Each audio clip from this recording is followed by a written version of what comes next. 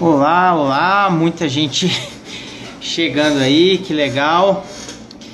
A gente marcou essa live para esse horário um pouco cabalístico, de 7h11 da noite. Então, daqui a alguns minutinhos estaremos começando essa live diretamente aqui de Brasília. Eu estou bacana, muita gente diferente entrando aí, e já tem bastante tempo que eu não faço live via Instagram. Eu tenho feito podcasts, inclusive aqui a Thaisa já está aparecendo aqui. Vamos lá. Vamos ver. Aí. Beleza, Thaisa? Deu certo, porque eu estava tentando aqui no computador, mas não sei por que não estava aceitando. Aí eu fiz no celular, vamos ver se... Uhum. Que legal, que legal. Tá me escutando? A gente foge um pouco aí dos padrões brasileiros. Estamos conversando alguns minutinhos antes, que eu marquei aí para 7h11, esse cabalístico horário, nessa cabalística data. Muito legal, muita gente chegando aí. Então, Thaís, você está aí 2 horas atrás, né? São 5h08 aí da noite na Flórida. O que é interessante, né, Thaisa, antes da gente até começar, eu vou pedir para você se apresentar, é que eu escrevo artigos há bastante tempo, tenho conduzido podcasts em estúdios, né? Tem algumas pessoas que confundem até o conceito, né? Podcast, no caso, é feito no estúdio, com 4 pessoas e tal. Então, a gente está fazendo essa live aqui via Instagram. E eu sempre estudo muito, então acabo aprendendo bastante na preparação para esses temas, né? Então, até tem um colega aí, o Mauro Miranda, que é um colega, um economista gigantesco, já estudou nos Estados Unidos também, está aí assistindo a live. Que bacana ter você aí, viu, Mauro? Inclusive, um nome muito forte para a gente poder conversar futuramente também. Um cara que tem uma formação, formou em Relações Internacionais comigo na UNB, formou nos Estados Unidos também, já trabalhou em grandes bancos eu aí nos Estados Unidos. Especialização em Direito Internacional. Que legal, que legal. Então, eu até assim... Eu parei agora para ver, até tem um canal da NAR, né, que é a National Association of Realtors, para quem não conhece, que é a Associação Nacional dos Corretores de Imóveis lá dos Estados Unidos. Está tendo a maior feira de imóveis residenciais dos Estados Unidos em Boston, agora, né, que chama Next. Feira que está tendo em Boston agora, do National Association. Então, assim, para quem entende inglês, para quem gosta de mercado imobiliário, especialmente a NAR produz muitos artigos curtos, estudos bastante longos, e eles estão com um podcast lá na própria feira. Então eu assisti, estava até falando isso aí nesse processo de estudo, e assisti, tem muitos temas interessantes sendo tratados. Eles têm esse podcast o tempo inteiro. Então, não é uma coisa especial da feira. Já tem algum tempo e vai continuar depois da feira. É muito interessante. Eles estão sempre lançando entrevistas novas, toda semana. Legal, Thaisa. Então, eu até... Tá, Thaisa está aí, estou aqui acompanhando. A gente começa aqui exatamente em 1 minuto. Então, até para a audiência da Thaís, eu sempre falo assim, que a gente tem essa audiência ao vivo, mas esse vídeo fica para a posteridade.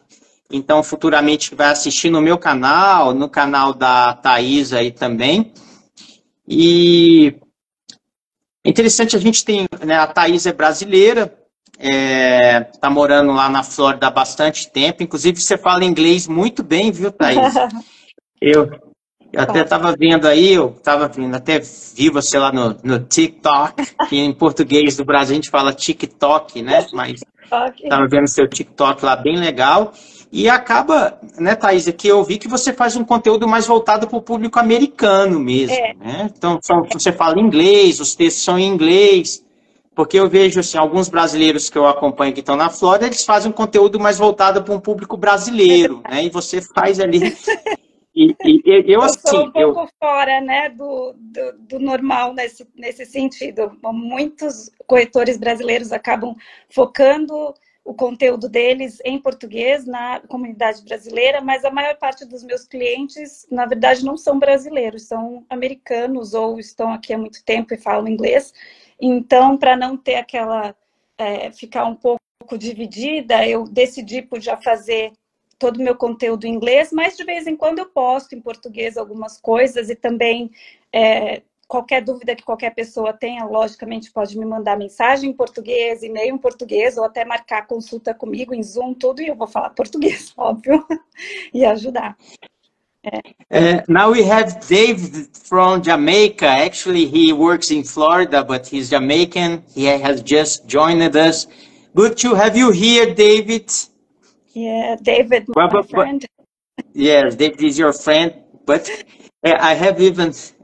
Até brinquei com o David que ele fala inglês fala assim, você não tem sotaque jamaicano quando você está falando. Ele fala, mas eu posso falar com sotaque jamaicano, ele falar, né? A propósito, é muito interessante essas assim, especialmente programas humorísticos, que o italiano, quando ele fala inglês, ele tem um sotaque bem peculiar, né? O francês, quando fala inglês, tem um sotaque bem peculiar também, o russo, o chinês. Mas, assim, a gente vê poucas imitações de americanos imitando brasileiros quando estão falando inglês. Mas o brasileiro também, quando ele está falando inglês, ele tem um ritmo muito próprio, ele tem algumas interjeições muito próprias, né? Tipo, né, quando a gente está falando português. Mas, assim, realmente eu vi alguns vídeos seus, assim, para mim, como brasileiro, estudo inglês há muito tempo, mas, assim, o seu inglês, para mim, soa muito natural, né? Não sei, um americano que talvez tenha um ouvido um pouco mais apurado que o meu, talvez consiga perceber, mas você fala inglês realmente muito bem. Né? Obrigada.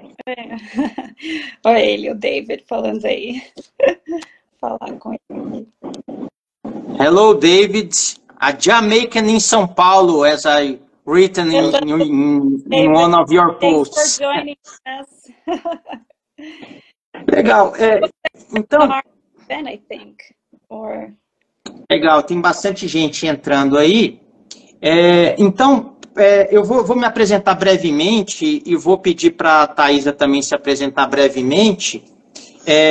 Eu sou Marcelo Sicoli, sou corretor de imóveis em Brasília, eu moro em Brasília, tenho habilitação profissional também no estado de Goiás. Vale a pena dizer aqui no Brasil que você só tem autorização para trabalhar naquele determinado estado onde você está inscrito. E eu tenho também essa certificação, que é o CIPS, que é o Certified International Property Specialist.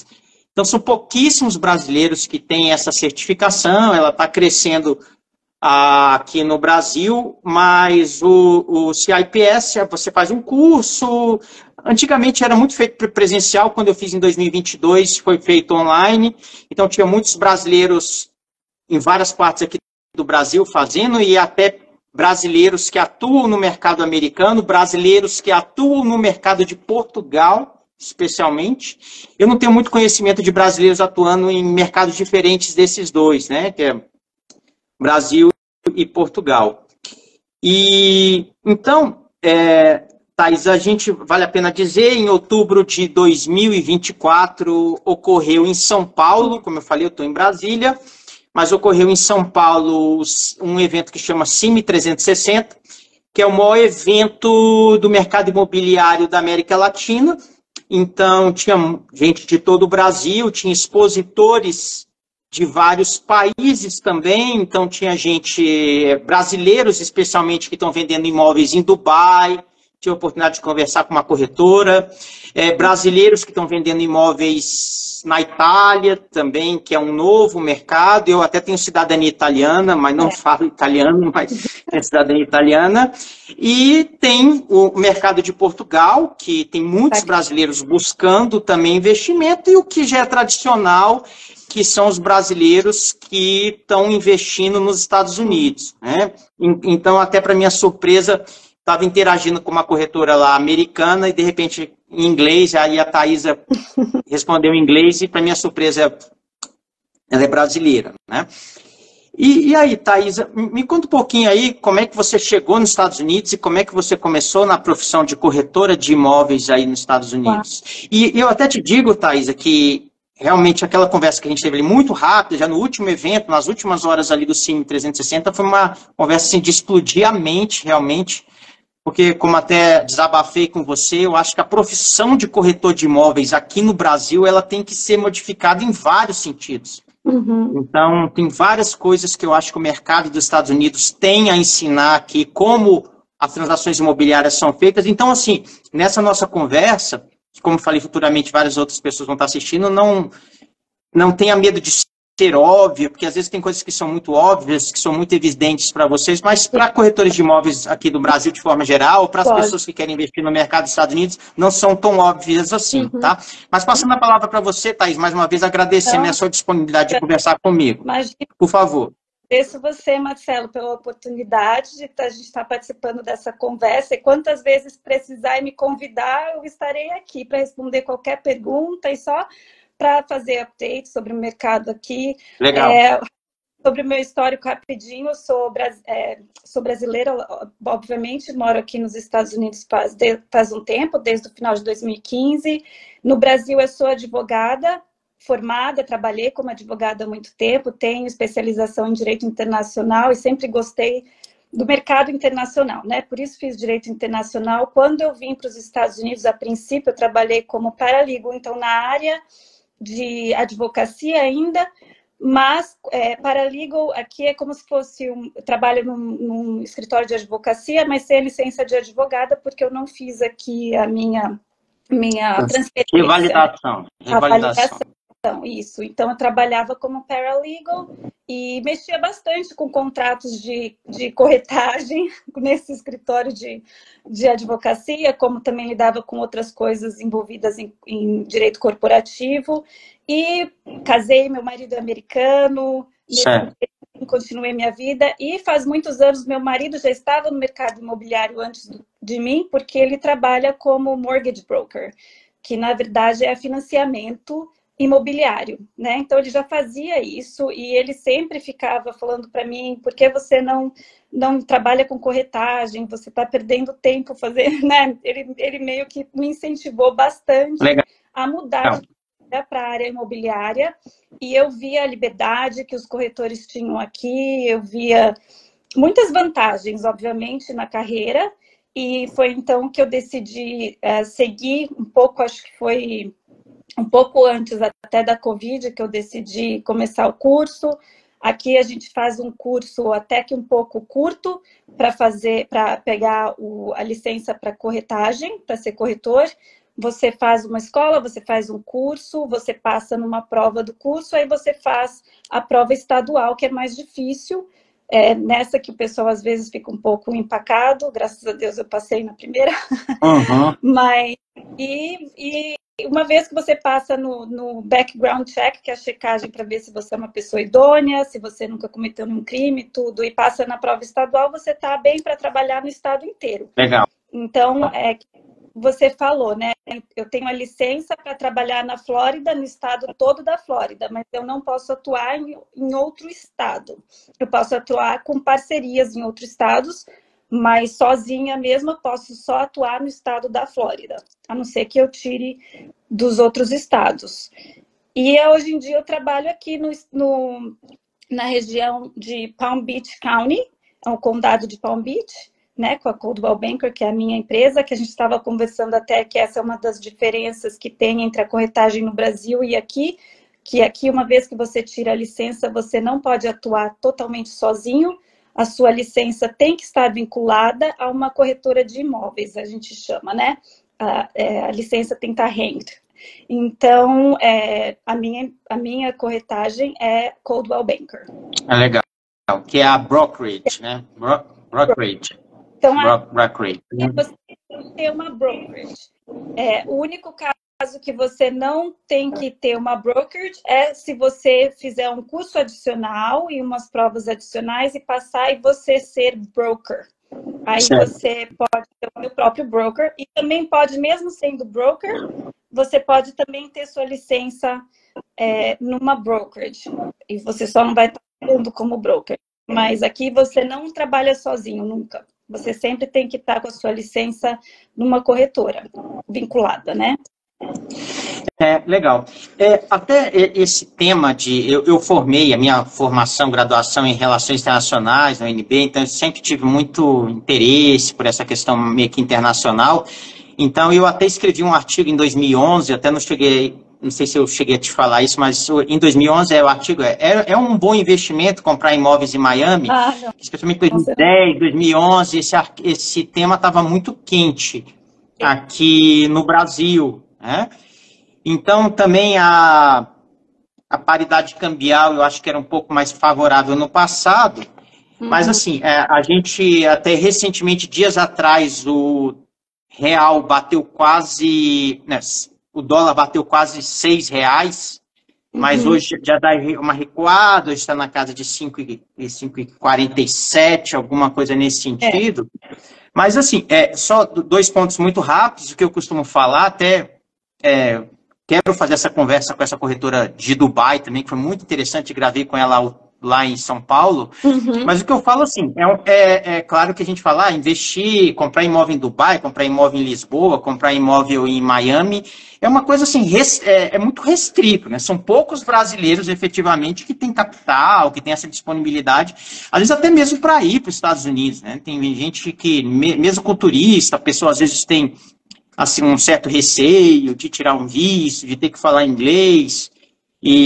Mas vou te cortar um pouquinho na parte do mito de comprar aqui nos Estados Unidos, né? Muitos brasileiros pensam que para comprar imóvel nos Estados Unidos, você tem que comprar cash, à vista. Isso não é, né? Você pode fazer financiamento, mesmo sendo estrangeiro, do Brasil. Lógico que esse financiamento, o sinal vai ser um pouco maior, você vai pagar mais ou menos 25% a 30% de entrada do financiamento, ao oposto do cidadão americano talvez pague 3,7%, 3,5%, às vezes até 3% ou nada, dependendo do tipo de financiamento que ele consegue, mas para esse sinal é maior, né? E os juros mensais vão ser um pouco maiores também, mas você consegue estender esse pagamento em 30 anos. Então, tem a possibilidade, sim, de fazer financiamento, que facilita bastante para brasileiro que quer investir aqui. E, lógico, tem o câmbio, que fica um pouco mais pesado para o brasileiro, né? Mas é uma possibilidade. E você não precisa estar nos Estados Unidos para comprar imóvel, sendo brasileiro e do Brasil, né? Você pode comprar nunca tendo pisado aqui. Então, desde que você tenha todos os requisitos que o financiamento requer, ou até cash, se for comprar em dinheiro, toda a totalidade, você tiver comprovante de onde veio esse dinheiro, da origem do dinheiro, obviamente, você também pode comprar do Brasil. Você não precisa falar inglês, você não precisa ter visto, você não precisa ter vindo aqui, a não ser que você queira, obviamente. Mas você não precisa ter visto para comprar imóvel nos Estados Unidos. Você pode comprar sem visto. Para ter um financiamento já é diferente. Você tem alguns outros requisitos. Mas são alguns mitos que às vezes as pessoas pensam no Brasil, né? Como que eu vou comprar? Como que eu vou... Eu não tenho todo esse dinheiro. Não, se você tem um dinheiro para investir, tem um sinal e consegue comprovar renda mensal suficiente para pagar a hipoteca mensal, você pode comprar um imóvel nos Estados Unidos, com financiamento sendo estrangeiro. Muito legal.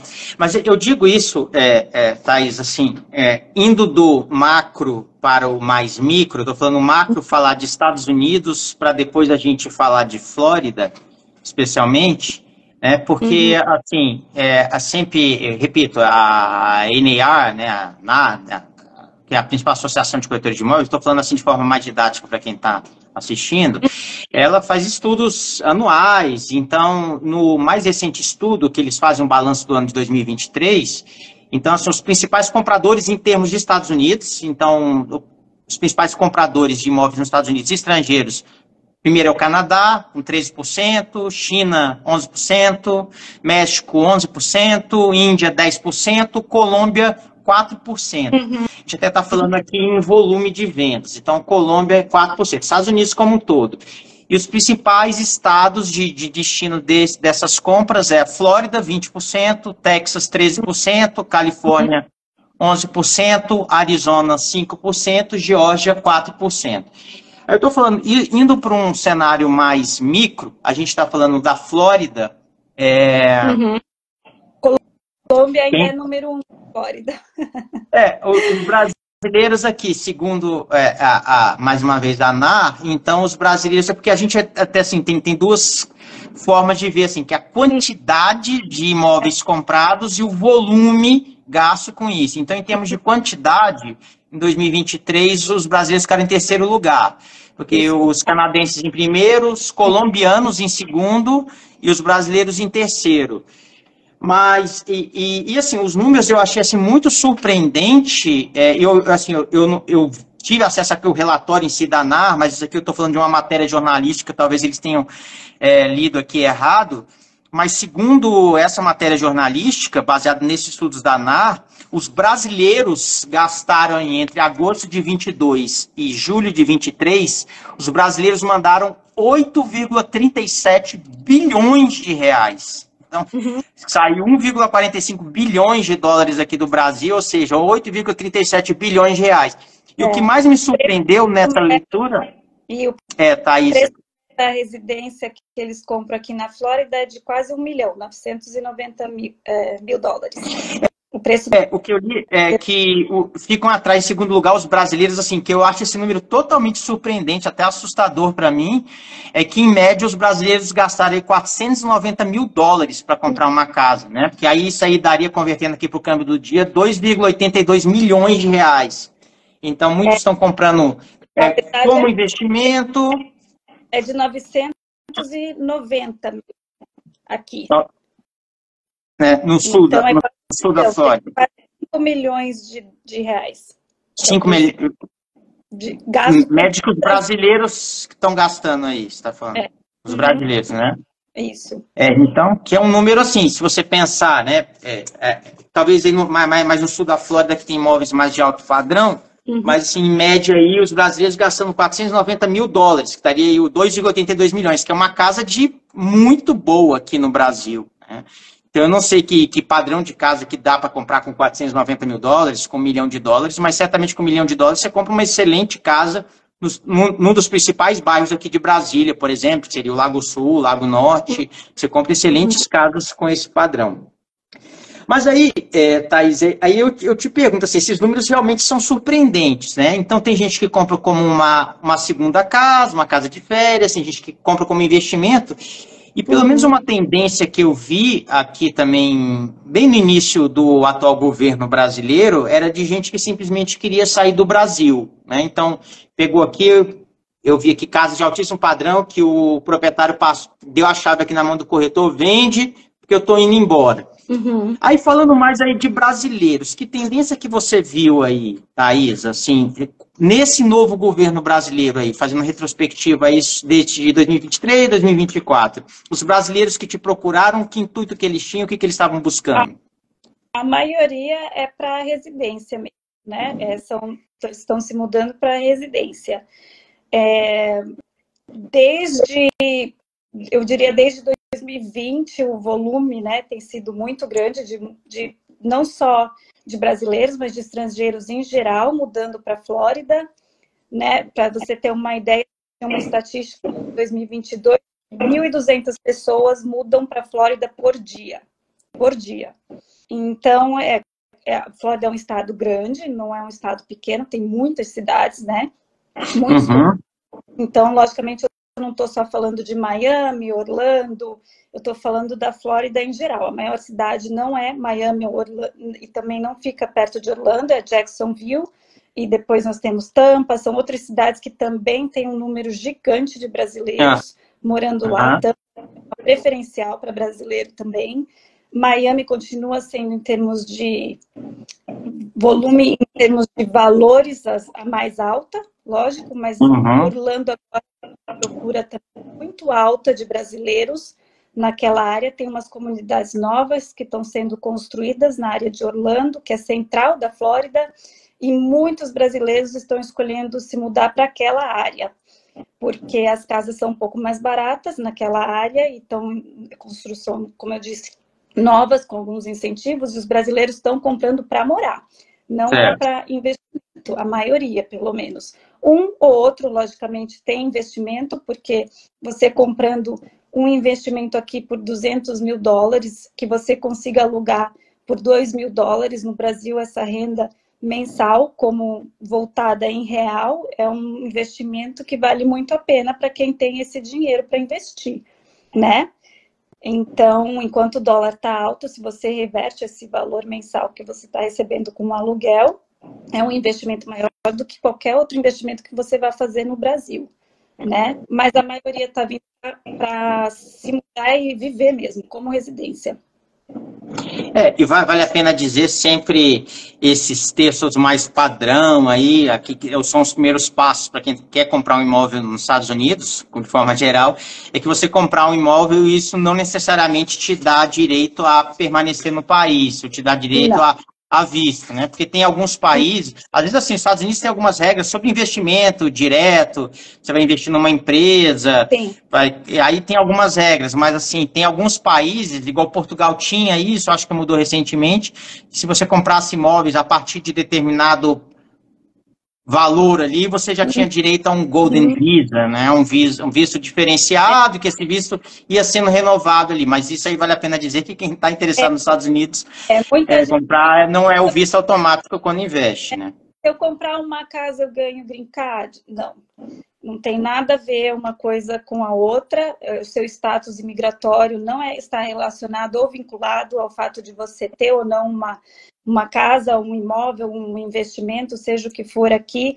A única vez que isso vai ter alguma relação é se esse imóvel está vinculado realmente a um tipo de visto de investimento que é bem específico, como um visto B5, né? Eu não vou falar porque eu não sou advogado de imigração, mas aí um advogado de imigração poderia melhor orientar essa pessoa. Existem alguns que a gente chama de algumas construtoras com projetos muito grandes que precisam de muito dinheiro para conseguir construir esses projetos, e aí eles liberam para investimento estrangeiro, porque eles precisam arrecadar esses valores. Então, se você é um desses investidores, até às vezes você vai investir, você vai ganhar 2 casas, 3 casas do investimento e tal. E alguns desses investimentos, sim, estão vinculados a certos tipos de visto imigratório que te permitem residência aqui, mas são bem específicos. No geral, só a compra de um imóvel não lhe dá nenhuma alteração de status imigratório aqui, ou green card, ou nada disso. Legal. Interessante, Thaís, assim, são muitas perguntas que eu sempre tenho, seja sobre a questão de investimento nos Estados Unidos, na Flórida como um todo, sobre a profissão de corretor de imóveis também, que a gente teve a oportunidade de conversar pessoalmente sobre as diferenças, os pontos positivos que eu vejo aí nos Estados Unidos, mas depois a gente vai voltar para essa questão do investimento, mas falando aqui sobre o tema central aqui da nossa conversa aqui, né, que é um assunto muito quente aí do dia, vale a pena dizer que, assim, nem eu, nem a Thaís, Thaís tem um viés político nisso aí. Eu até fui promover isso aqui no Instagram, fazer um tráfego pago aqui, falando assim, estamos falando sobre mercado imobiliário, só que o Instagram bloqueou a minha publicidade, falando que a gente não pode tratar de questões políticas, né? Mas eu falei, não vou nem falar isso no Instagram, a gente não está falando de política aqui, a gente não é favorável ao candidato A ou candidato B, seja aqui no Brasil ou seja nos Estados Unidos. Mas o Instagram bloqueou o meu tráfego pago aí sobre o tema. Mas assim, eu estava vendo, Thaís, agora você como uma brasileira que é casada com um americano, naturalmente seu marido votou aí nas eleições, não quero saber em quem que ele votou, mas a Flórida é um estado cujo governador é republicano, né? Boa parte dos eleitores aí da Flórida foram a favor do presidente eleito Trump. Então, eu até estava vendo essas entrevistas aqui da NAR, nesse congresso que está acontecendo em Boston, aí, do mercado residencial. As pessoas acho que têm tratado com bastante otimismo essa eleição aí do Trump, não é, Thaisa? Fala aí um pouquinho sobre isso aí, especialmente essa sua visão diária aí. Sim. Sobre a visão aí também dos seus colegas americanos que trabalham com você. Lógico. De novo, eu não tenho bola de cristal, assim, é muito difícil a gente conseguir prever, né, o que vai acontecer, e até porque é tão recente, ele nem começou ainda, né, ele só foi eleito, mas foi muito positivo a reação do mercado aqui, né? Quando ele foi eleito, teve até um boost no mercado aqui, as ações subiram. De vários setores, né? Não só do setor imobiliário, né? De vários setores. Não só do setor imobiliário, mas em geral, né?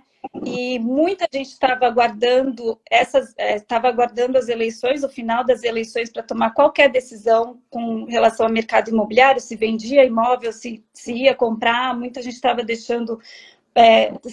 não estavam tomando decisões até saber o que ia acontecer, e agora isso já está começando a dar uma desenvoltura maior, as pessoas estão voltando a reagir, né? Porque já passou a eleição, sabem.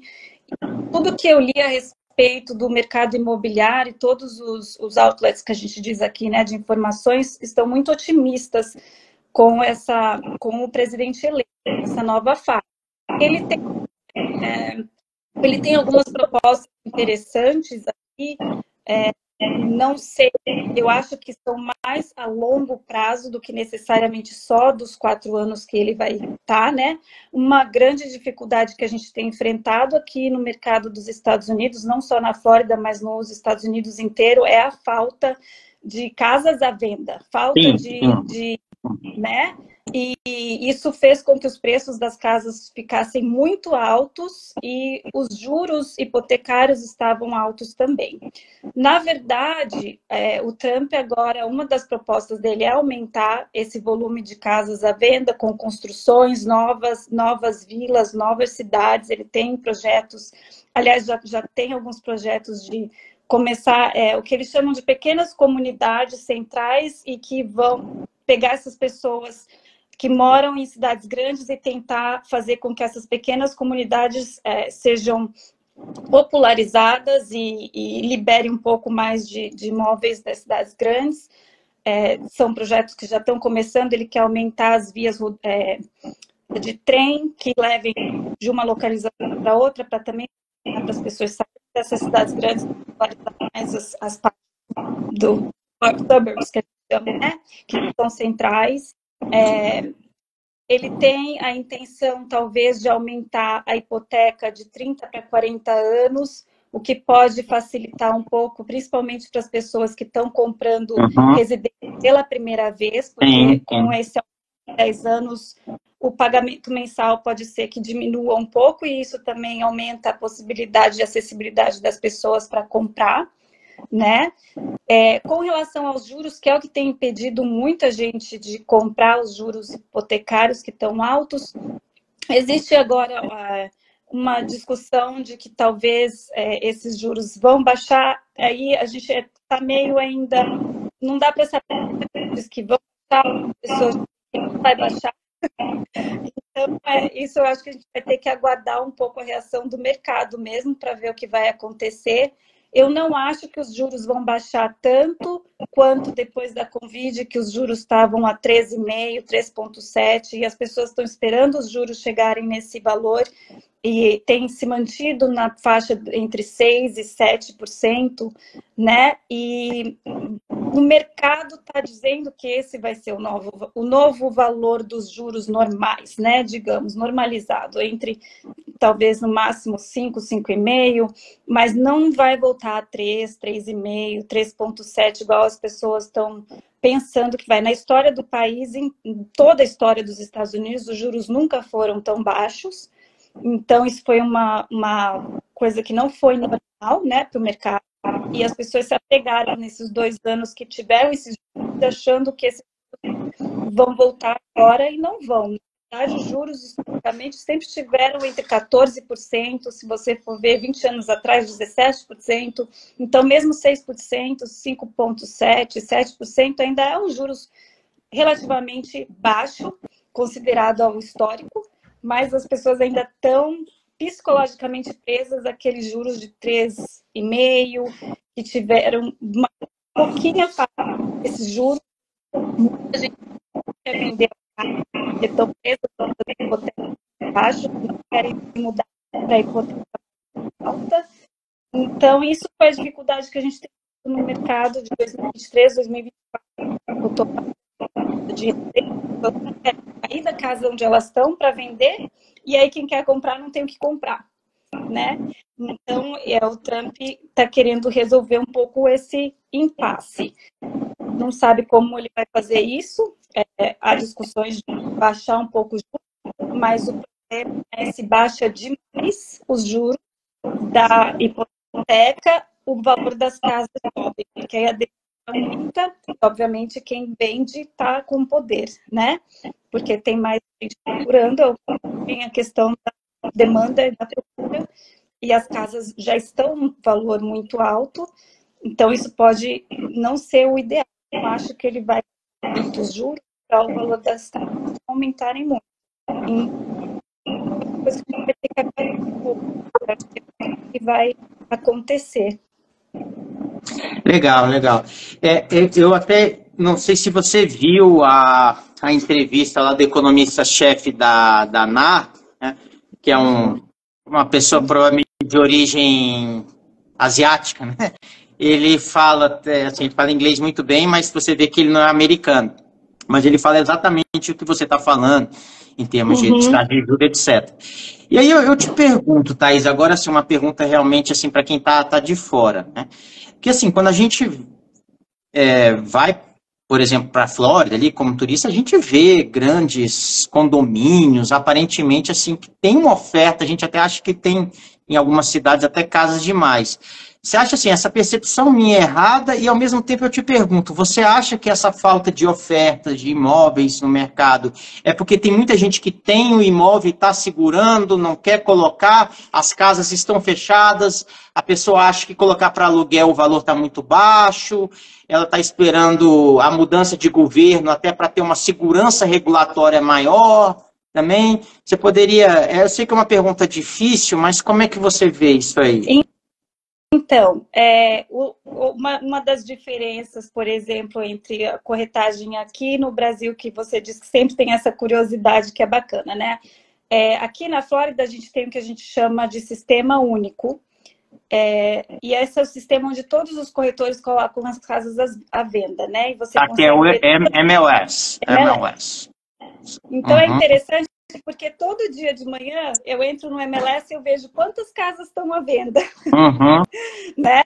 Então, por exemplo, no momento estamos mais ou menos um pouco acima de 50 mil casas à venda no total. E quando eu falo casas, eu estou falando considerando apartamento, condo, townhouse, single family home. Que é a 50 mil na Flórida, 50 mil imóveis na Flórida. No sul da Flórida.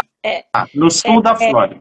Para você ter uma ideia, em 2022 nós tínhamos 18 mil à venda. Foi a pior fase, né? Nunca tinha visto nada tão baixo e agora está voltando ao normal. Historicamente dizem que normalmente o MLS teria 80 mil casas à venda. Isso todos os anos. Então, só para você ter uma ideia de números, né? Em 2022, quando a demanda estava muito grande, porque os juros estavam bem baixos, nós só tínhamos 18 mil casas, porque a demanda era muito grande. Tinham casas que à venda que recebiam 50 ofertas para compra. Agora as casas já estão sentando no mercado mais tempo, já ficam 1 mês, 2 meses à venda, né? A percepção de que tem muito a vender, tem bastante coisa à venda. Mas, e tem bastante construção nova também, como eu disse, em certas áreas da Flórida, Orlando, tem bastante construção nova. Aqui mesmo, na minha região, que eu estou no condado de Palm Beach, que é o condado do Trump, se alguém sabe, né, ou não, mas é aqui que é o condado dele, Palm Beach County. Nós temos construções novas também, mas o problema que as pessoas têm enfrentado é os juros, é a acessibilidade mesmo, é conseguir ser aprovado para hipoteca para comprar, porque você tem que ser aprovado nesse processo, né? E também o outro problema é que as pessoas que estão com esses juros baixos, que compraram na época que os juros estavam baixos, eles não querem vender, porque eles vão vender, a casa valorizou, às vezes dobrou de valor nesse interim, porque realmente as casas valorizaram demais, uma coisa que não foi natural. E a casa valorizou. Então, eles estão com esse dinheiro ali, que a gente chama, né, na casa, que eles poderiam conseguir na venda, mas aí para eles venderem, comprarem outro imóvel, eles também vão pagar um valor muito mais alto por aquele outro imóvel e vão ter uns juros muito mais altos do que eles pagam hoje no financiamento mensal. Então, a gente tem até uma expressão que a gente chama aqui entre os corretores nos Estados Unidos, que a gente chama de algemas de ouro. Esses vendedores que estão nessas casas, eles não querem vender, porque a coisa mais comum que eles falam eu vou vender e vou para onde? Né? Então, eles estão presos nessas casas, eles não conseguem se qualificar para comprar nada, por causa da acessibilidade mesmo, da comprovação de renda, e o pagamento deles é baixo para casa, mas agora a casa deles já, às vezes, duplicou de valor, eles poderiam vender, mas eles não têm para onde ir, né? Porque as casas eram demais. Os aluguéis estão caros na Flórida, estão bastante caros. Uma casa de 3 quartos, o aluguel pode chegar a $4.000 por mês, 3.500, 4.000.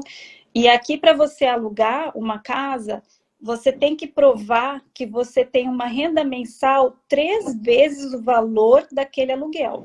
Então, se você mais ou menos é o mesmo aqui no Brasil. Mesmo que no Brasil. Se você está alugando uma casa por $2.000, você tem que provar que você ganha $6.000 por mês.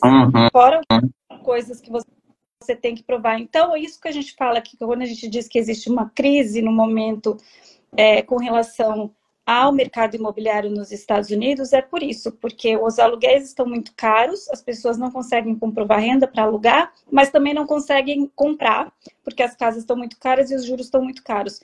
Então, essa eleição veio num momento que as pessoas estão mais ou menos desesperadas com o que a gente chama de acessibilidade, não tem acesso à compra de imóveis, né? E ele vem com essa proposta nova de tentar resolver isso. O interessante é que o presidente eleito, ele é um construtor, digamos assim, ele é um developer, né? Ele, desde a vida inteira, ele mexeu com isso.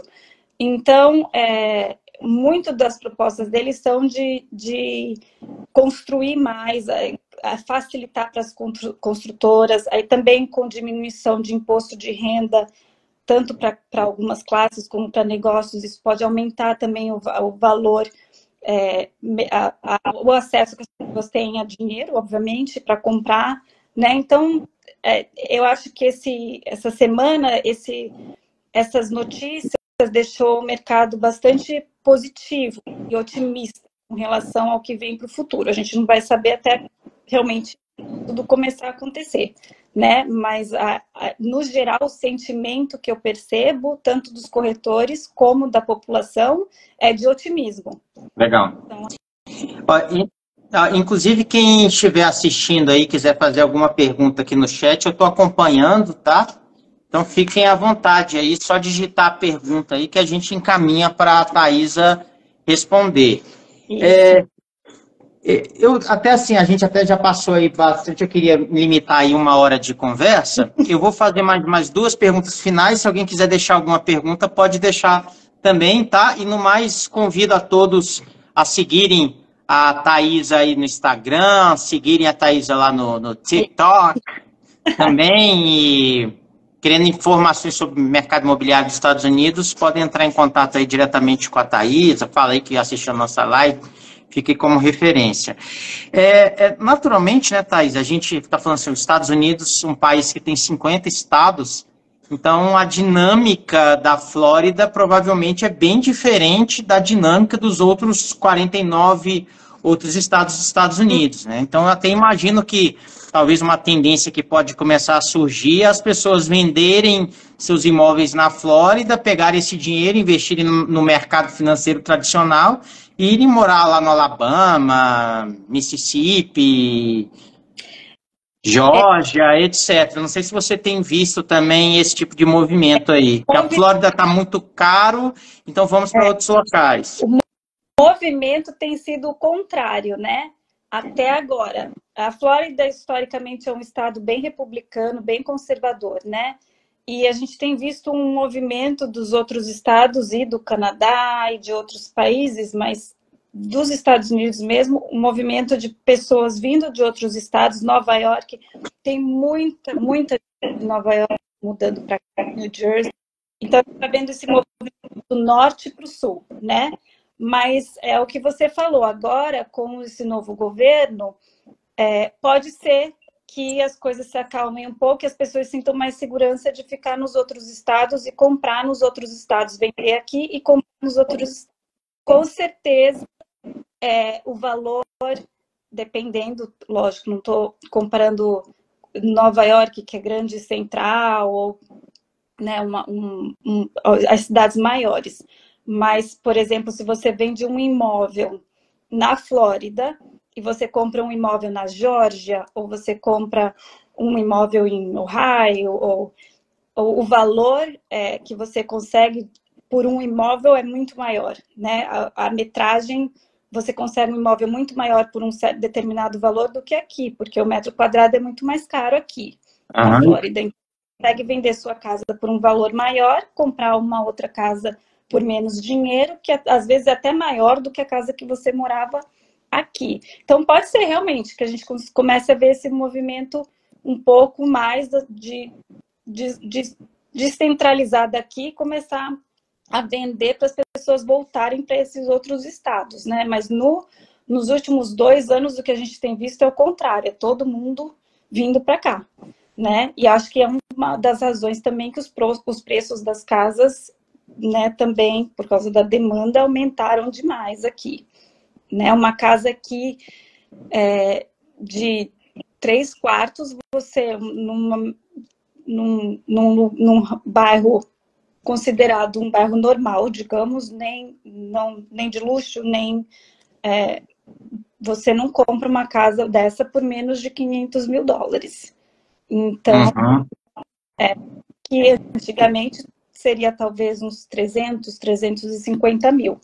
E eu digo antigamente, não estou falando muito tempo atrás, estou falando cerca de 4 anos, 5 anos atrás, essas casas estavam por 350, 325, hoje essas casas estão a 525, 500.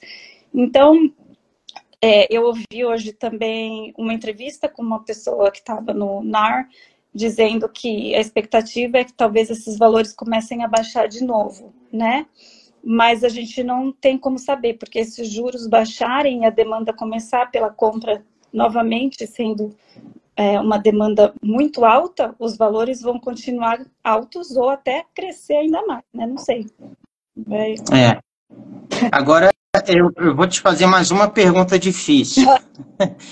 E essa aí já vai, eu gosto muito de ler sobre teorias da conspiração, né? Então, tem esses debates que a gente vê lá no Fórum Econômico Mundial, né, que tem até o Klaus Schwab, que é o presidente lá do Fórum Econômico Mundial, diz lá que tem essa frase que está sendo propagada, né? Você não terá nada e você será feliz. Então, que a tendência é que... Ela fala sobre renda mínima universal, etc, né? Mas, assim, o que eu li bastante também nessa linha é que tem grandes fundos de investimento, especialmente o pessoal menciona muito a BlackRock, né, que é o maior fundo de investimento do planeta Terra, não só sobre segmento imobiliário, ela é dona de várias empresas, das mais diversas indústrias. Então, você vê também essa tendência, assim, desses grandes fundos imobiliários irem lá. A gente está falando que tem poucos imóveis disponíveis no mercado, mas esses grandes fundos que têm aí capital infinito e de estarem comprando essas casas, e aí até vai um pouco em detrimento a isso, que eu tenho visto a preocupação dos corretores aí da ANAR, de falar de acessibilidade de casa, preocupação em taxa de juros, acesso para as pessoas que estão comprando o imóvel pela primeira vez. Então, são dois sentidos, né? Os gigantes lutando contra os pequenos. Você vê essa tendência também aí? Coloca o imóvel, aquele grande fundo compra, essas empresas aí de capital limitado, de capital que você não sabe quem é o dono, estão comprando esses imóveis. Então, por favor, discorra sobre isso. Então, eu não sei, porque eu vou ser bem honesta. Isso é uma discussão que a gente tem bastante aqui. Muita gente fala, não, eles estão sim comprando tudo. Mas os estudos, pelas estatísticas mesmo, até fizeram um estudo, os estudos mostram que isso não é verdade, que ainda a maior parte das residências estão sendo compradas por pessoas normais, digamos, né? Não por grandes conglomerados ou por grandes empresas. Existe uma discussão aqui, a gente sempre fala, não, todas as empresas estão comprando para fazer Airbnb, ou para vender, ou para, né? Mas pelo menos no sul da Flórida, quando você vai ver as estatísticas, isso não é verdade. É uma coisa que a gente fala que está acontecendo, muita gente fala que está acontecendo, mas os números não mostram isso. Os números ainda mostram que a maior parte dos imóveis que estão sendo vendidos aqui são para pessoas que querem morar mesmo, né? São pessoas residentes e muita gente internacional, muita gente comprando de fora mesmo, asiáticos, que nem a gente já falou, hispânicos, brasileiros, argentinos, colombianos. Então, tanto para investimento como para residência, mas ainda são pessoas físicas, né? Comprando, não são esses grandes.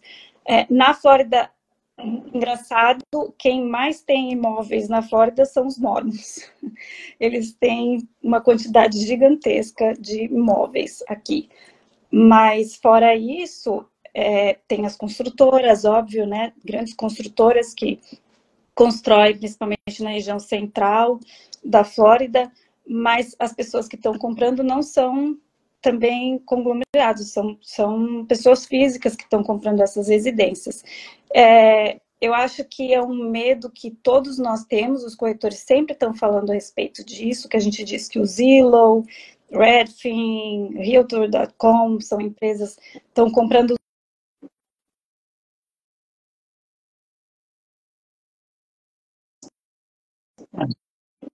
Existe uma teoria da conspiração mesmo, que nem você estava falando, mas eu acho que na realidade, no dia a dia, a gente não percebe isso.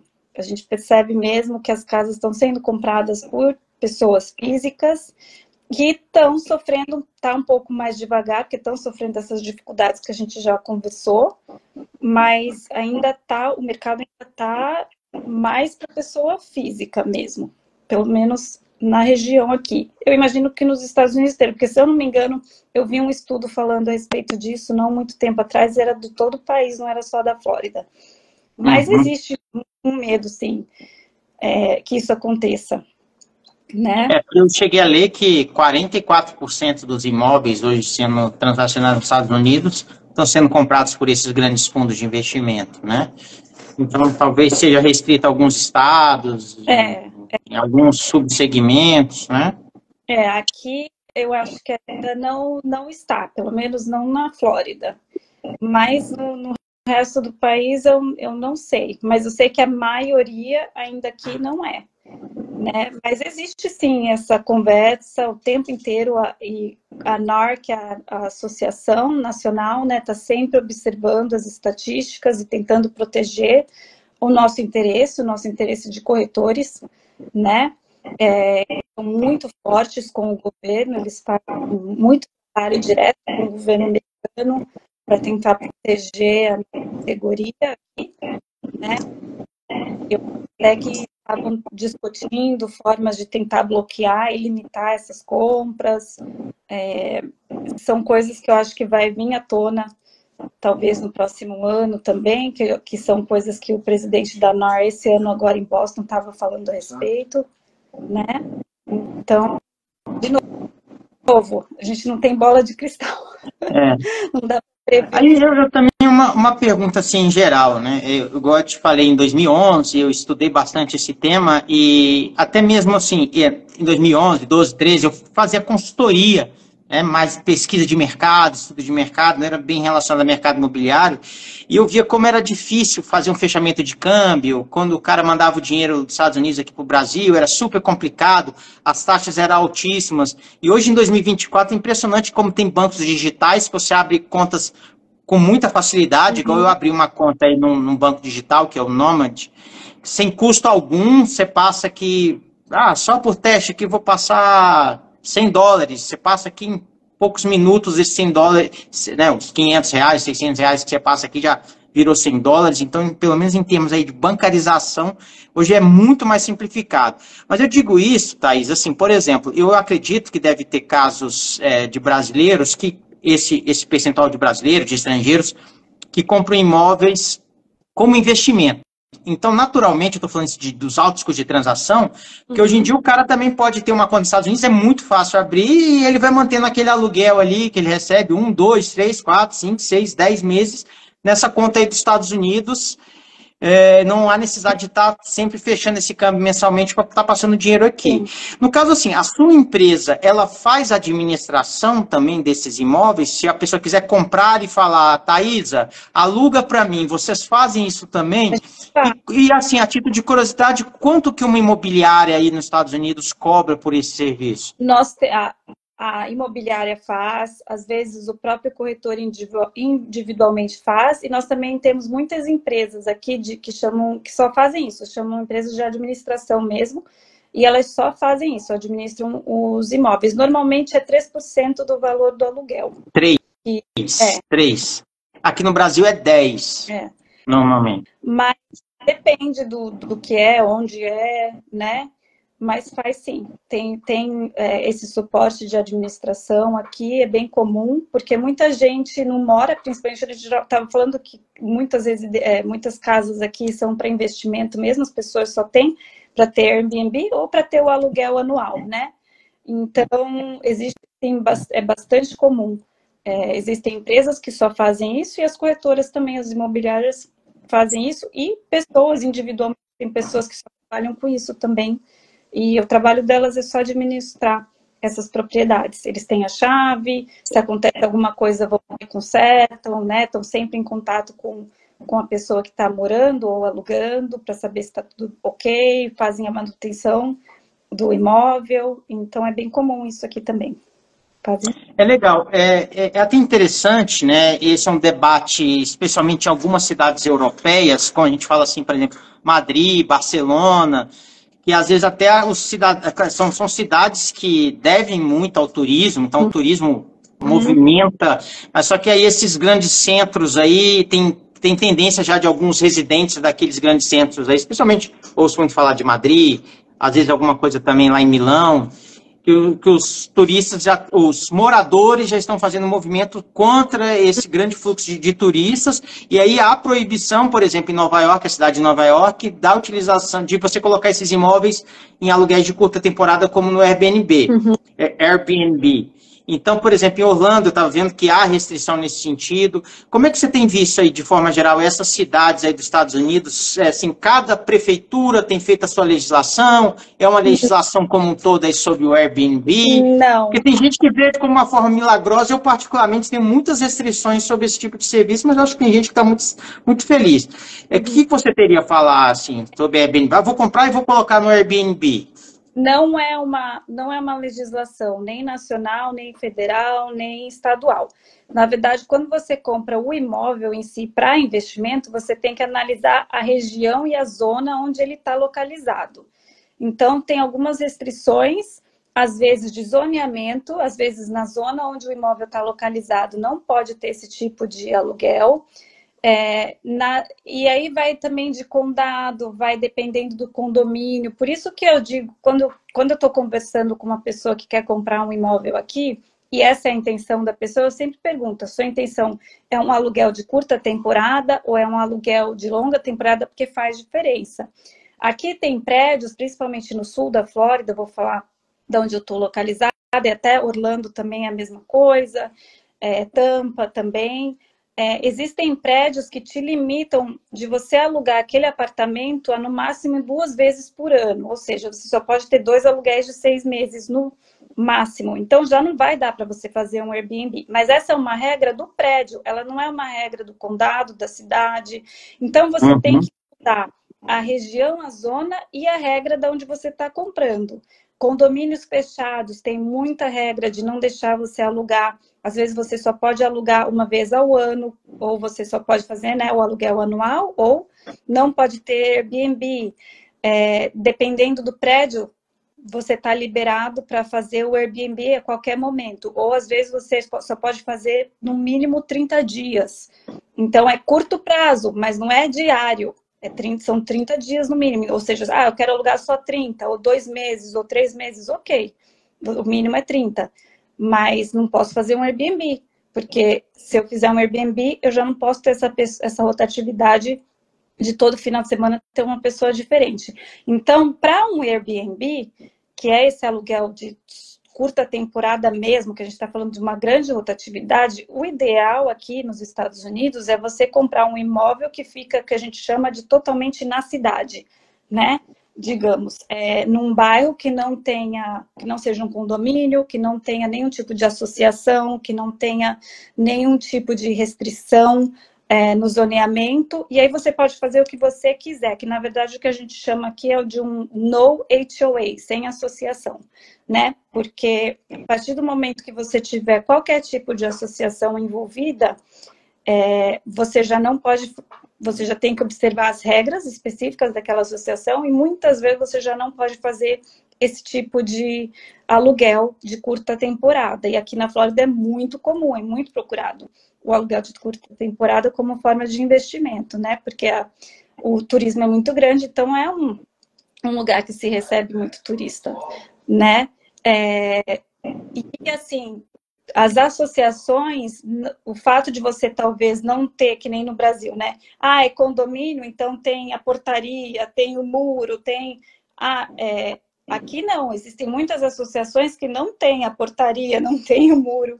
E aí a pessoa pensa que não está numa região de associação, mas ela está numa região de associação. Então tem que verificar tudo isso antes de comprar. Tem que saber a intenção da compra antes, para você saber, por exemplo, não Airbnb, mas tive um caso que a pessoa queria comprar uma casa, mas ela queria abrir o próprio negócio de fitness na garagem, para dar aula de treinamento físico particular. Ele queria montar uma academia e fazer isso na garagem. A primeira casa que ele estava querendo não podia fazer isso, mesmo não estando em nenhuma região de comunidade fechada, mas tinha uma associação que não permitia nenhum tipo de negócio que fosse desenvolvido ali. Então, ele não podia comprar aquela casa porque... E só olhando você jamais diria isso. Tinha que ler as regras da associação e foi lendo as regras que você percebe que não podia desenvolver aquilo. Ele não pôde comprar aquela casa, teve que mudar para uma outra região que pudesse fazer o que ele queria, que era a intenção dele de montar um negócio na garagem da casa dele. Então, tem sempre que observar as regras específicas da associação e daquele zoneamento. Não é a cidade, não é o estado, nem, né, assim, os Estados Unidos que comandam. É bem regional, é bem centrado. Legal. Vou fazer uma última pergunta aqui. Eu até estava esperando aí alguém da nossa audiência, muita gente passou por aí, muitos nomes conhecidos aqui, não fui citando, mas legal, muita gente passou e depois muita gente vai assistir aqui. Mas não tivemos nenhuma pergunta aí da audiência, acho que o pessoal está muito entretido aqui na nossa conversa, Thaisa. Mas assim, como a gente falou bem no início aqui para quem está chegando, né, eu e a Thaisa estivemos num congresso em São Paulo, de corretores de imóveis, E eu até acabei por focar muito das palestras que aconteciam, palestras sempre de 50 minutos, bem rapidinho, mas eu assisti várias palestras, mas com esse viés mais internacional. E uma corretora brasileira, também que atua há muitos anos na Flórida, ela até discorreu, Thaís, sobre essa questão assim, dessas cidades que são afetadas, que foram afetadas pelo furacão. Então tiveram aí centenas de casas que tiveram perda total, né? E assim, eu acho que algumas dessas casas têm seguro, outras casas não têm seguro. Então, acabou assim, pelo que ela deixou ali implícito, essa corretora, que às vezes em alguns momentos tem alguns investidores, eu não estou falando assim, oportunistas no sentido positivo da palavra, né? Mas que vê assim, aquela casa ali foi demolida, já era uma casa antiga, demolida, o lote fica numa área boa, então às vezes era uma família pobre, é um processo aqui no Brasil que a gente chama de gentrificação. Então, às vezes, é uma família classe média, baixa, morava ali naquele bairro, não tinha condições de fazer um seguro, não tinha condição de fazer uma reforma, a casa foi demolida, hoje basicamente tem um lote, então tem algumas pessoas que estão buscando essas oportunidades no mercado. Aí eu falaria para você assim, se você pudesse citar algumas dessas cidades que a gente viu que foram afetadas aí gravemente pelos furacões aí na Flórida, e se você viu essa tendência aí acontecendo. Eu, particularmente, graças a Deus, onde eu tô, o furacão não, esses últimos dois não passaram, passou um pouco perto, mas não muito, porque veio pelo oeste, né? Eu tô na costa leste. Então, mas eu sei sim que isso tem acontecido. Uma coisa aqui é que o seguro residencial, o seguro da casa, na verdade, todo mundo tem que ter, ele é obrigatório, tá? Então, são raras as pessoas que não vão ter o seguro, talvez porque estavam em mudança de seguro ou porque já são donas daquela casa há muitos anos, mas são raras as vezes que uma casa aqui não vai ter seguro, porque até para você comprar uma casa, o seguro já está embutido na sua hipoteca, ele é totalmente obrigatório no estado. E tá caro, é uma das coisas que tem dificultado aquela história, de novo, da acessibilidade e tal. Mas esses últimos dois furacões que ficaram na Flórida foram bem devastadores, sim. Inclusive, um deles foi até Carolina do Norte, né? Destruiu bastante aquela região que eles não estavam esperando, o furacão. E isso acontece sim, aqui a gente sabe de algumas empresas de construtoras, não pessoas necessariamente, mas investidores que vão atrás dessas famílias logo após o que acontece e oferecem valores bem irrisórios, talvez, ou bem menores do que o valor do mercado, pelos lotes daquelas pessoas, né? E muitas vezes elas aceitam, porque a gente tem uma crise grande na Flórida, principalmente com relação ao pagamento dos seguros depois desses furacões, porque 5 anos a gente teve furacões que destruíram demais, então o dinheiro não tem vingado, digamos, dos seguros não tem conseguido reconstruir tudo. A FEMA, que é a autoridade federal daqui, que teria que ajudar nesse processo de reconstrução, está totalmente falida. Eles já disseram, inclusive, que não tem dinheiro para auxiliar agora, no caso do furacão, né? Então as pessoas ficam realmente largadas. Elas ficam esperando anos, ficam esperando meses, anos, tentando resolver a situação do seguro. Então, muitas vezes elas preferem realmente vender para quem quer pagar uma certa quantia e seguir em frente, porque é a melhor opção para elas. E isso tem acontecido sim aqui. Eu ouvi dizer que está acontecendo aqui na Carolina do Norte, desde o último furacão que teve, e eu não sei porque nem eu falando, não conheço pessoalmente, são histórias que a gente escuta no mercado, a gente escuta as pessoas falando, mas eu, particularmente, pessoalmente, nunca conheci ninguém que isso aconteceu. Mas eu sei de histórias que me falaram de que está acontecendo nessas regiões.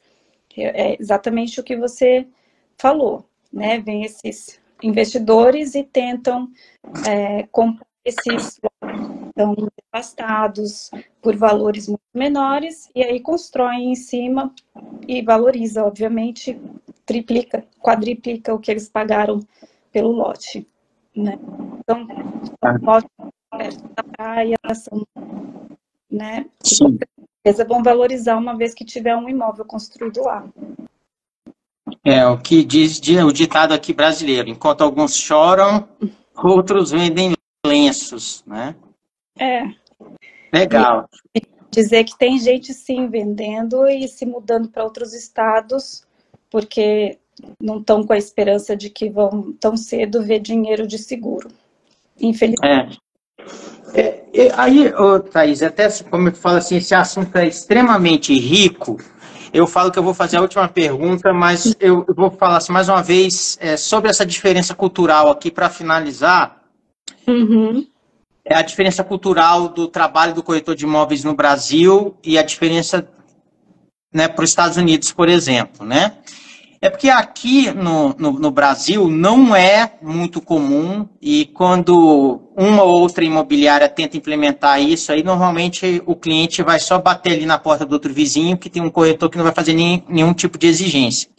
Mas Uhum. assim, estou falando isso porque eu até vi um vídeo seu que é interessante, você fala assim, que eu não posso abrir uma porta sem ter um contrato com o comprador antes. Uhum. Porque aqui no Brasil tem duas coisas assim que me deixam extremamente angustiado, que nos Estados Unidos não acontece, vale a pena dizer para a audiência. Primeiro ponto é assim, mais uma vez, uma palestra que eu assisti você vai querer ver um imóvel nos Estados Unidos, não é assim, você liga para o corretor, vê a casa aqui de 5 milhões de dólares, fala, corretor, quero ir lá Não. ver a casa de 5 milhões. Primeiramente, o corretor vai te perguntar, você tem o crédito aprovado? Então, se você não tem crédito aprovado para ver a casa de 5 milhões, você vai ver só no vídeo. O corretor não vai te mostrar. Em segundo lugar, o que acontece muito aqui, Thaís, às vezes é uma pessoa que não tem crédito, vale a pena dizer, ela vai falar para o Renato, vai falar para a Juliana, vai falar para o Joaquim, olha, eu quero comprar uma casa de 5 milhões e deixa todo mundo louco aí, e às vezes vai mostrar uma casa que a pessoa já viu, fica todo mundo batendo cabeça e às vezes essa pessoa vai comprar direto com o dono. Então, só para encerrar, Thaisa, me diz assim, como é que é essa jornada de compra aí, para quem vai? Aqui no Brasil é extremamente informal. Então, até a minha mãe é interessante, minha mãe fala, eu vi aqui um programa de corretor de imóveis aqui, você devia fazer igual o cara lá nos Estados Unidos, que ele recebe uma demanda, vai atrás. Eu falei, mãe, mas assim, o cara vai atrás porque ele assinou, ele tem um contrato assinado com a pessoa. Uhum. Em segundo lugar, eu até vi um corretor brasileiro também falando isso, que tem às vezes uma calção que é depositada. Então, se você quer ver casas, deposita 3 mil dólares aqui, eu vou te mostrar 10 casas. Se você não comprar nenhuma, os 3 mil dólares ficam aqui para pagar meus custos. Para finalizar, Thaisa, para nossa audiência aí, fala aí, como é que é a profissão aí nos Estados Unidos? A primeira diferença que eu diria é que aqui normalmente, vou deixar bem claro, normalmente não é uma regra nem uma lei. Você pode vender a sua casa sem contratar um corretor de imóvel e você pode comprar uma casa sem contratar um corretor de imóvel. Então, essa é a primeira coisa que eu quero deixar claro, né? Mas, normalmente, as pessoas contratam um corretor para fazer esse tipo de transação, porque envolve muita coisa e eles percebem o valor em ter um profissional auxiliando nesse processo, né? Porque são várias etapas. Então, essa é a primeira diferença, a valorização do nosso trabalho aqui. Então, a segunda diferença que eu diria é que aqui você normalmente tem dois corretores envolvidos nesse processo, né? Você tem o corretor representando a pessoa que está vendendo a casa, né? Que a gente chama do listing, a pessoa que captou aquela casa para vender, e a gente tem o corretor representando os compradores. Então, são duas partes envolvidas nesse contrato, né? O vendedor e o corretor dele, o comprador e o corretor dele. Então, são dois corretores trabalhando juntos para chegar naquela linha final de compra e venda da casa. E, normalmente, se trabalha junto em parceria, porque o objetivo de todo mundo é que se consiga chegar naquele final. Então, a gente trabalha junto, não trabalha como inimigo, né? A gente trabalha em parceria um com o outro. Então, são algumas diferenças que eu sei que aí no Brasil também nem sempre você tem, né? O corretor representando uma parte, outra parte aqui, normalmente você tem sim. O primeiro passo para um comprador vai ser realmente procurar um corretor, né, que vai auxiliar ele naquela compra, escolher aquela pessoa, mas a primeira coisa que esse corretor vai perguntar para ele é: você tem o seu crédito, você está aprovado, você tem comprovação de fundos, você tem como provar que você pode pagar aquela casa. Eles não vão buscar uma casa para você, nenhum corretor aqui vai trabalhar aleatoriamente para saber se você pode pagar ou não. Eu vou passear e ver 10 casas. Não. Antes de eu passear e ver 10 casas, eu quero saber se você tem o dinheiro para pagar a casa, da onde está vindo o dinheiro, se você tem, se você foi pré-aprovado para o financiamento, até porque quando eu for agendar para ver essas casas, muitas vezes o corretor que está vendendo vai me perguntar se o cliente está pré-aprovado, se o cliente tem como pagar essa casa, porque senão ele nem mostra. É uma questão de respeito, de tempo, né? Como que eu vou ver uma casa de 5 milhões se meu cliente só tem 1 milhão? Né? Então, eles querem saber, até uma questão um pouco de respeito com a profissão e com o outro profissional. Tem compradores que ficam chateados com a gente, tem compradores que ficam... Os brasileiros, né? Os brasileiros ficam chateados, né, Thaís? Os americanos já sabem como funciona, né?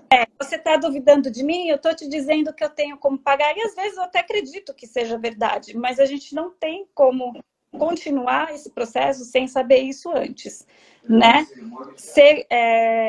A outra parte disso A outra parte disso é você saber, uma vez que você está conversando com o seu cliente, você quer comprar, é que nem você disse, você tem que ter um contrato com essa pessoa antes de ver qualquer casa aqui. Isso é uma regra que sempre existiu, mas que agora, a partir de agosto desse ano, essa regra virou nacional e você pode ser multado, eu posso ser multada $1.000 se eu não tiver esse contrato assinado com o cliente e for mostrar uma casa. Então, eu vou tomar esse cuidado. Eu não vou mostrar uma casa se eu não tiver esse contrato, porque eu que vou sofrer com isso, né? Então, as pessoas hoje, é um processo que as pessoas têm que entender. Quando eu sento com o cliente, eu tenho que explicar isso para esses clientes. Olha, é um contratinho de uma parte, é um contrato que a gente chama de exclusividade, né? Para trabalhar comigo. Eu não posso nem mostrar a casa em vídeo por FaceTime se eu não tiver esse contrato assinado com a pessoa. Interessante, muito interessante. Não posso. Eu posso compartilhar vídeos, eu posso fazer uma open house e a pessoa vir sem contrato. Mas se eu estiver agendando uma visita, mesmo que a pessoa não esteja comigo, eu for fazer essa visita por FaceTime, eu preciso ter esse contrato assinado. E o calção que você disse, depende do contrato que você assinou, depende da pessoa, do cliente, tudo é negociável. Chama-se retainer, e existe sim. Muitas vezes as pessoas...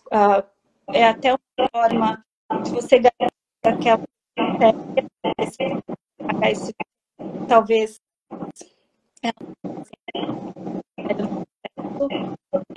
muitas vezes retainer, esse calção que retainer chama. E no final da compra, se realmente fechar, ele é descontado do valor, porque já foi antecipado, né? Então existe isso, às vezes $1.000, depende muito do que você está procurando, pode ser 1.000, 3.000, 5.000, não sei. Isso vai de negociação, vai de cliente, corretor, negociação entre eles, né? E se vai ser descontado depois, ou se a pessoa cancelar aquele contrato, se você vai ficar com esse retainer, e tudo isso está no contrato que vocês assinaram antes de começar a trabalhar. Na verdade, esse contrato é para você ter esse vínculo entre o cliente e o corretor para começar a sua jornada, porque o trabalho do corretor aqui, essa parte de ver casa, é só o início, né? Porque uma vez que você escolheu a casa que você quer comprar, você vai fazer uma oferta, existem negociações, aí você tem que envolver o cartório, você tem que achar um inspetor, você tem que achar um avaliador, você tem que fazer toda uma pesquisa de título. Então, todo um processo que o seu corretor, o valor dele justamente é te guiar durante todo esse processo, do início ao fim, né? Então, esse contrato está garantindo que o corretor está representando você de forma idônea e que tem o melhor interesse em tratar do seu interesse até o final, né?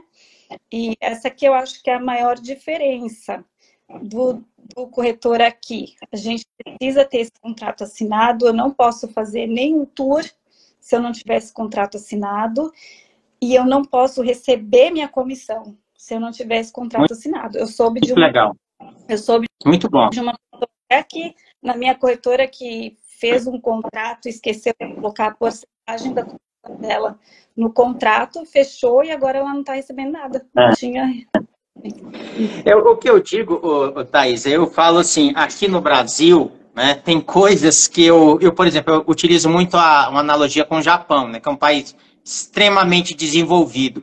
Tem coisas que eu falo assim, que eu acho que se você explicar para um japonês que acontece aqui no Brasil, ele não consegue nem processar mentalmente que, por exemplo, aqui no Brasil, um cara vai subir em cima de um poste de eletricidade, de chinelo, que ele vai cortar os cabos, vai deixar um bairro inteiro sem luz para revender aquele cabo elétrico como sucata. Então, o japonês não consegue entender que isso acontece aqui no Brasil. Uhum. Mas eu digo isso porque aqui no Brasil tem muita gente que está na atividade imobiliária e não é corretor de imóveis, né? Então, são os contraventores. Então, uma dificuldade muito grande. Então, assim, é uma contravenção penal, não é bem um crime, há processos, há projetos de lei para tornar isso um crime. Mas, assim, o que me deixa um pouco apreensivo é que, às vezes, tem muita gente que interage comigo que sequer é um corretor de imóveis, né? Então, às vezes, é alguém que quer ganhar uma graninha ali de forma irregular, ou, às vezes, muitos golpistas também que estão aí atuando no mercado. Então, isso que eu estou te falando, que às vezes para um corretor americano, talvez ele nem consiga processar isso aí que eu estou te falando, né? Como eu disse, eu posso vender a minha casa sem a ajuda de um corretor e eu posso comprar uma casa sem a ajuda de um corretor.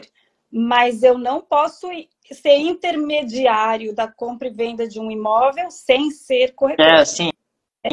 Eu nem sei. Aí teria, nem sei se você é um crime, isso aí nos Estados Unidos, é um crime, é um crime, é contravenção. Eu não posso nem pagar, por exemplo, uma indicação para uma pessoa que não seja corretor, né? Às vezes me indicou uma pessoa para vender uma casa e eu vendi aquela casa, digamos. Eu não posso pagar uma indicação para aquele amigo, porque ele não é corretor. Agora, se aquela pessoa é um corretor e ela me indicou um cliente, tranquilo, eu posso pagar uma indicação para aquela pessoa, mas tem que ser corretor. Inclusive, eu vou pagar para brasileiro. Legal, pode. Eu já tenho uma conta aí aberta aí no banco digital. Quem sabe vou receber aí um primeiro pagamento aí. Mas corretor licenciado, né, que tenha CRES, que tenha tudo regularizado, se indica para um corretor nos Estados Unidos, até porque nós aqui na Flórida temos o acordo direto com a COSEF, no Brasil, né? A gente tem um contratinho, você fez o CIPS, né? Confesse. Falei Confesse. É Conselho Federal. COSEF, Conselho Federal de Corretores de Imóveis, confesse. Olha, estou confundindo. Mas, enfim, é um contrato de uma página, um contrato de indicação. Legal. Comprador que queira comprar imóveis nos Estados Unidos, ou tem uma pessoa que está vendendo imóvel aqui, por exemplo, você indica ele para mim e eu fecho esse negócio, eu tenho como legalmente pagar você 25% dessa compra, dessa venda. Excelente. Tudo muito legal. Por lei, tudo certinho, é uma indicação. Aqui você pode fazer isso. E, aliás, a gente faz demais isso aqui. É uma tradição de parceria muito comum aqui nos Estados Unidos, né? Mas se você não tem licença, eu não posso te dar nem $1. Certo, tá certo. Eu tenho licença, em breve vou estar recebendo aí de você, dos colegas lá na Itália, da minha colega ali do Dubai, que eu vou entrevistar também, Portugal, quem sabe. E aí, Thaís, assim, eu também te digo aqui, já caminhando para o final, né, 1h30 de conversa passou muito rápido, Mas assim, isso é uma coisa muito sincera, não é o tal do merchan, mas eu tenho um grande interesse por arquitetura, por engenharia, por novos modelos de negócio. Então, também, assim, só a título de curiosidade, se tiver um novo modelo de negócio imobiliário, por exemplo, um condomínio voltado aqui para idosos, que aqui no Brasil está começando a se pensar nisso. Eu não tenho conhecimento que aqui no Brasil tem um condomínio que é voltado, que as portas são adaptadas, que toda a estrutura daquele condomínio é adaptada para idoso. Alguma coisa diferente que você quiser compartilhar aqui com a audiência brasileira, tá? Seja aqui pelo Instagram, depois eu vou colocar no YouTube, em todas as outras plataformas. A gente grava uma live só para falar sobre essa coisa diferente aqui, tá? A Flórida tem muita coisa, né? Por exemplo, é interessante, a gente tem uma população muito grande de idosos aqui. Muita gente se aposenta e muda para a Flórida, né? Mais do que, eu acho que se eu não me engano, 25% da Flórida é população mais do que 65%. E a gente tem bastante incentivo para esse pessoal aqui, incentivo em impostos. De fazer empreendimentos específicos também. Então, temos bastante empreendimentos específicos para a população que a gente chama de 55+, né? Que é 55 para cima. Não só são mais baratos na compra, tem incentivo do governo para imposto e são estruturas adaptadas para esse tipo de imposto, né? Assim, tem o que chama de comunidade ativa, comunidade só de 55+, que tem quadras, tem bastante atividade, tem um monte de assessoria, golfe, tem umas comunidades mais específicas também, que a gente chama de living already, que é como se a pessoa já tivesse uma assistência mesmo, porque precisa de auxílio médico, né? Não só moradia. Mas a gente também tem, a Flórida é muito famosa, obviamente, pelo golfe, né? Para os amantes de golfe.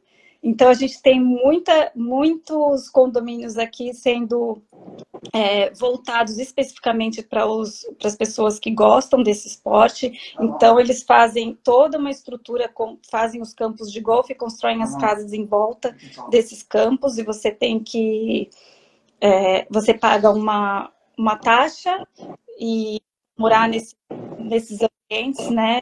Paga um programa. Então, é interessante que no também não tem, né? E são comunidades com o pessoal anda de carrinho de golfe, é bem interessante. Até o colega Luiz aqui falou o Mar-a-Lago, que é onde o Trump tem uma casa aí, né? Um empreendimento, não sei exatamente o que ele tem, né? Mar-a-Lago. E até uma pessoa perguntou aqui, que eu estou com esse anel, que a única pergunta aqui da live foi se eu sou casado. Não, eu não sou casado, não. Sou solteiro. Solteiro, mas esse anel aqui é só estético mesmo. E no mais, então, Thaisa, quero te agradecer essa conversa aí pré-Trump 2, né? Então, de repente, lá para março de 2025, 3 meses já aí dentro do novo governo, a gente pode fazer uma nova live, ver como é que está o mercado aí nos Estados Unidos, efetivamente, se essa empolgação aí atual permanece, e tendo alguma novidade também, chama aqui, a gente faz uma nova live aí para divulgar eventuais produtos diferentes que você esteja trabalhando também, tá? Deixa sua mensagem final aí para a audiência, por favor. Eu quero primeiro agradecer a oportunidade, foi ótimo ter te conhecido no CIM, espero que essa conexão continue por muitos anos à frente, contudo, desejo sucesso para os seus trabalhos aí no Brasil, e agradeço também todas as pessoas que nos acompanharam nessa conversa.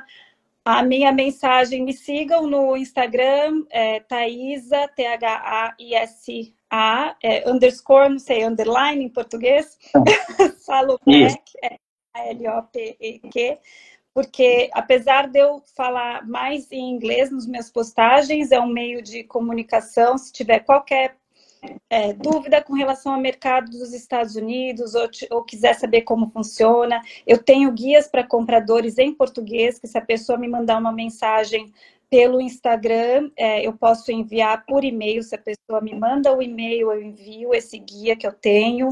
Legal. O meu marido, ele trabalha com financiamento imobiliário e ele tem a parceira que fala português, é brasileira, então a gente trabalha diretamente com financiamento para estrangeiros. Legal. Então, se alguém tiver interesse, eu tenho essa pessoa que fala português na equipe e nós temos uma equipe toda com título, banco, corretor, que pode auxiliar também nesse processo.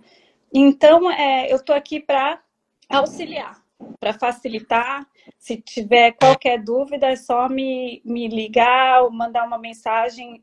Se quiserem uma conversa mais longa, eu posso marcar um Zoom. Legal. E conversar a respeito da região. Se a pessoa não sabe nem onde comprar, tem dúvidas, eu posso explicar um pouquinho as diferenças entre Miami, Palm Beach County, Orlando, que são áreas completamente distintas. As pessoas esquecem que Flórida é um estado bem grande e existem milhões de possibilidades, né? Que são bem diferentes, áreas e preços também. Então, eu estou aqui para dar o auxílio, se possível, para ajudar mesmo, como eu puder. Tá bom, legal. E eu tô vendo aí, tem gente que está entrando agora, depois assista aí o vídeo, depois a Neuza aí, que é colega do Rio de Janeiro, também uma colega que eu tive a oportunidade de conhecer lá em São Paulo, acabou de entrar, Neuza. Depois você assiste a live aí que a gente já está finalizando, tá? Thaís, então tá bom? A todos que chegaram até aqui, muito obrigado, tá? Obrigada, em breve a gente vai marcar outra conversa aí. Isso, foi um prazer, viu? Muito obrigada mesmo. Foi um prazer conversar aqui para a próxima. Tá bom, obrigado, boa noite. Obrigada. Tchau, tchau. Boa noite, tchau.